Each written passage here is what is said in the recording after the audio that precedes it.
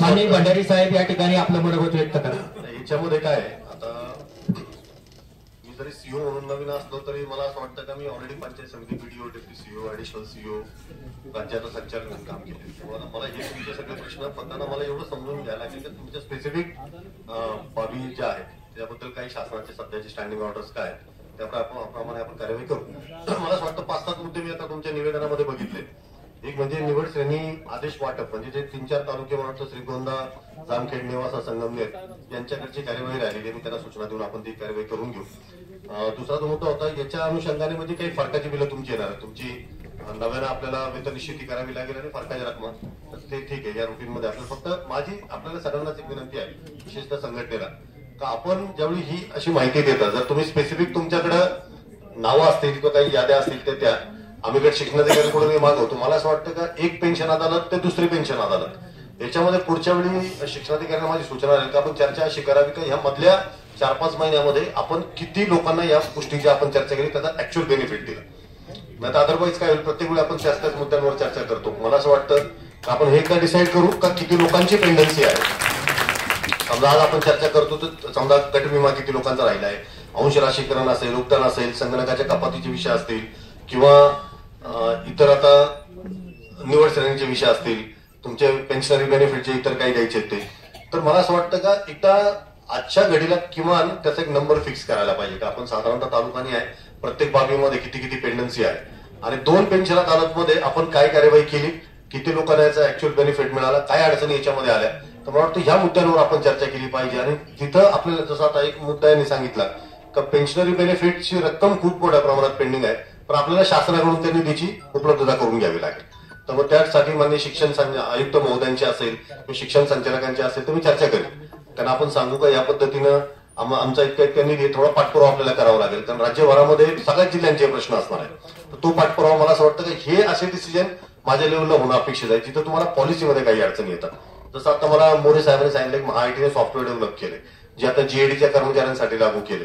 तर शिक्षणमध्ये भविष्यामध्ये लागू करण्यासाठी जर आपल्याला काही पत्रावर शासनाला करायचं असेल तो माझ्या सैनी तुम्ही करा असं असं सॉफ्टवेअर आहे त्या पद्धतीने केलं तर कदाचित या लोकांचा डिपेंडन्स कमी होईल. त्या टेक्नॉलॉजीमध्ये आपण गेलो का मग इकडे जा तिकडे जा याला हेलपाटे मारा याला भेटा ते भेट या सगळ्या गोष्टी ऑटोमॅटिकली आपल्याला कमी करता येते.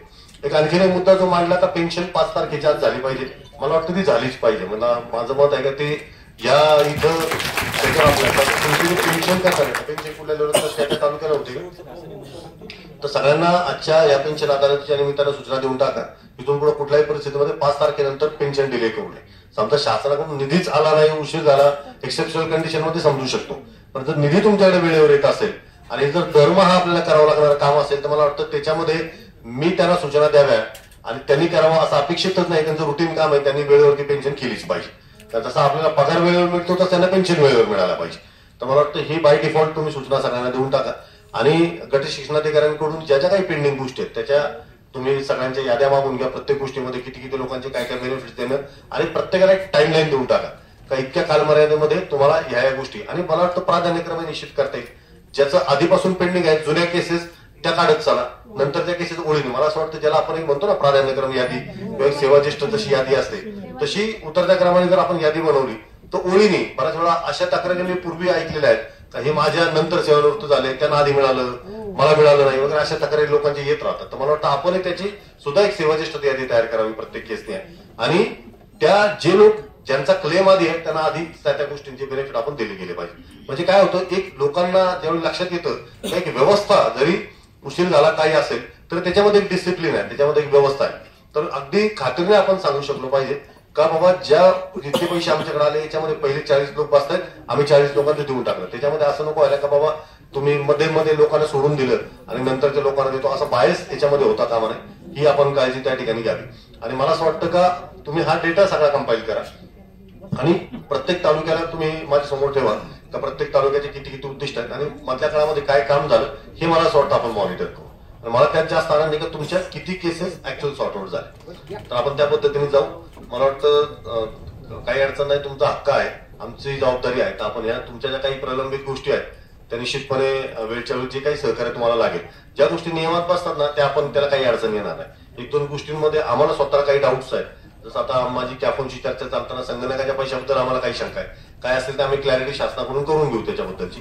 तर जिथं डाऊट आहे की आम्ही शासनाला विचारणा करून एखादं विनंती पत्र देऊन विचारणा करून मार्गदर्शन घेऊ त्यांचं, आणि त्याप्रमाणे आपण या गोष्टी निर्गत करू. तर मला असं वाटतं का तुमचे जे काही प्रश्न आहेत ते आपण निश्चितपणे प्रशासनाच्या वतीने सकारात्मकपणे वेळच्या वेळी सोडू, त्याची आपण काही काळजी करायला